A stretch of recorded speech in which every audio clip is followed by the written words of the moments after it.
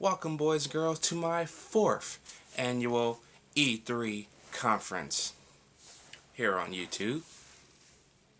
Yes, 4 long years of me covering E3 is awesome. Okay, so we're going to be starting off with Microsoft's conference. Now, if you watched E3 over the several years, you know Microsoft and company have not had a good E3. They have good E3s, then they have okay E3s. So last year's E3 was alright. Not the best though. So they really needed to hit it out of the park, especially with their Xbox not being sold that much and basically being available everywhere where PS4s are still sold out. They're basically getting their ass kicked by the PlayStation community. So with them lowering that price drop, of course, really quick and kicking out the Connect from it altogether, they really need to hit this out of the park. And did they do it? Yes, they did. Because I will be getting the Xbox One like I was planning on doing it anyways, but I'm going to be getting it as much quicker as I thought I would be. Excuse me. So yes, let's get started with Call of Duty Advanced Warfare. Of course, you have the usual content first available on Xbox Live. And let me tell you something. I have never been excited for a Call of Duty game since Call of Duty 4, damn near 10, 11 years ago. I can't wait to get this game. This is the very first next-gen Call of Duty, not including Call of Duty Ghosts because that was not next-gen, that was a port. This is truly next-gen, and it shows. This game is beautiful, man. It is fucking gorgeous. I loved it. And the inclusion of Kevin Spacey in here as well. You got yourself a top contender right there. And of course, I will purchase it for both Xbox One and PlayStation 4. Because I want my universe to grow even beyond YouTube. I want them to grow from my PSN. I want them to grow from my Xbox Live account. I want to have a big universe. Hence my title of my name. So yes. The gameplay looked sweet. You got jetpacks. That's awesome. You got grenades that you can throw, and it stands in the middle of the air, and then it finds its target and goes and blows it up. That's awesome. That's fucking awesome. Man. Then you have a Forza 5 exclusive new track that I don't really give a shit about, but yeah. It's available now, if I'm not mistaken. Yes, available now. Then you got Forza Horizon 2 announcement with 1,000 player clubs and 200 cars. The game looks sweet. I still don't know if I want to buy it because I really didn't enjoy Forza Motorsport 4 when I first got it. So I don't know. It's really not my cup of tea. Give me something a little bit better. If it was Burnout, hell to the fuck yes.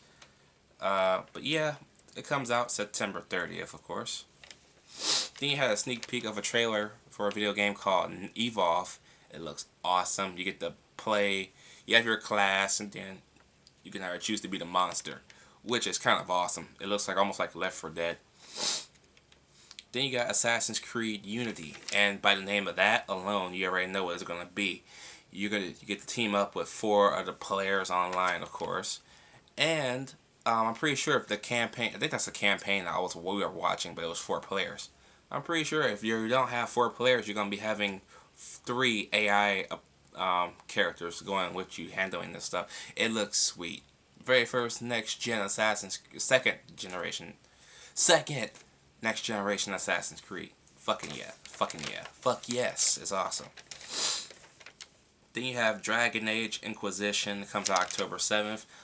I have not been a fan of the Dragon Age video games. I liked the first one. I never played the second. Not my cup of tea for MMOs like that and stuff like that. So, for all you Dragon Age fans, it's coming out. A game that looks seriously over the top goodness. It looked like Left 4 Dead on steroids. Sunset Overdrive. You got 8-player campaigns, I believe, and multiplayer. Comes out October 28th. This game looks awesome.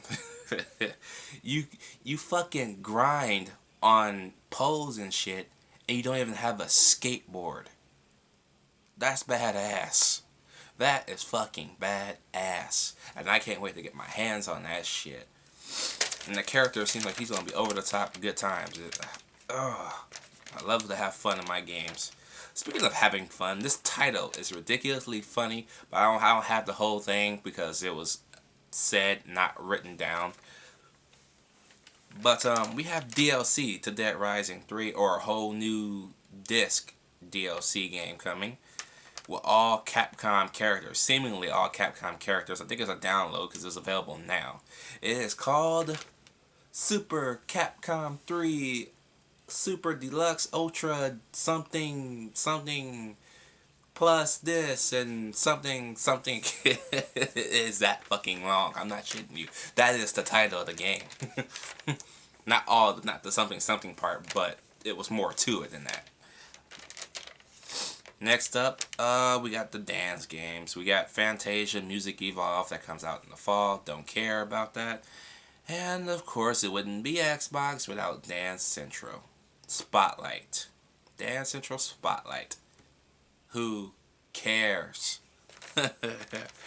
Next up, we got Fable Legends. I haven't played Fable since Fable 2.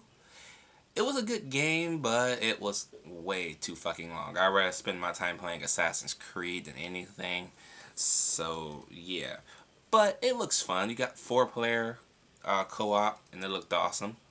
Fighting all these different monsters and stuff like that. It was pretty good. I love the use of powers in here. I love the use of the teamwork in the game. Very good.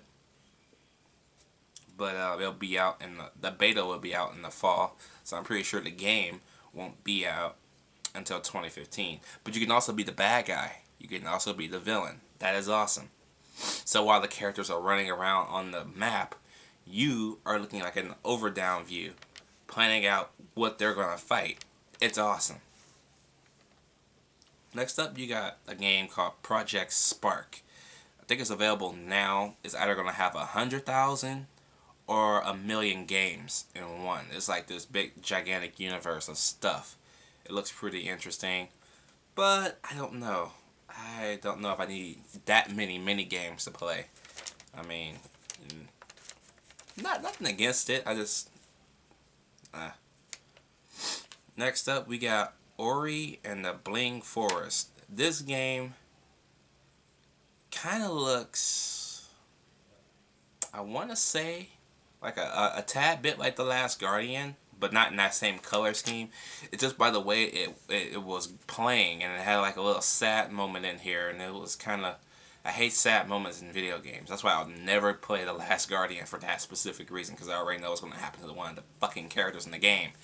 And I don't want to play a game where I get attached to a character, then you have to fucking kill it. You know, but in this one of the characters just seemingly dies on its own, and the other one is left by itself, and it was kind of sad. But it looks pretty good. Not sure when that comes out. Though. Probably gonna be the fall.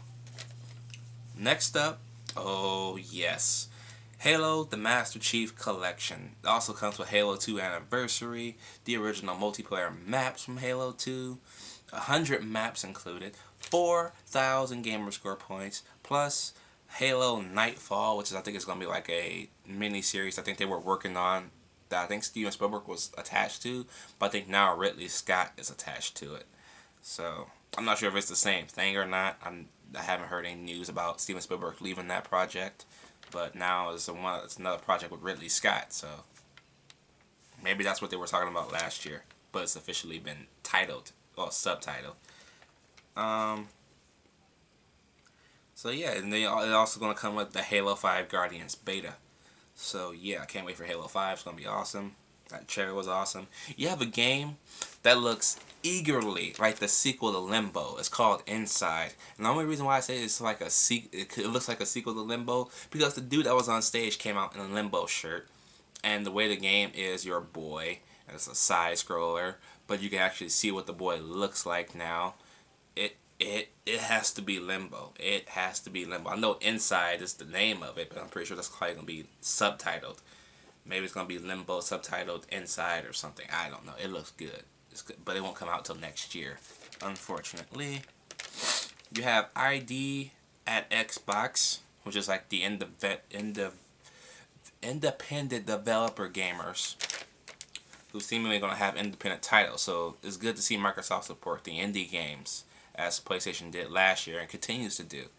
So yeah, that was pretty good. Then you got Rise of the Tomb Raider. I can't wait for that. Rise of the Tomb Raider. Now that I don't know if that's going to be a prequel to the reboot, hence the title Rise, or what? Because I thought she rose by the end of the last game. But I guess she got a little bit more to go. So we'll see, but the game looks good. Then you got Witcher 3 Wild Hunt. Not for me. It's for all the other casual or hardcore.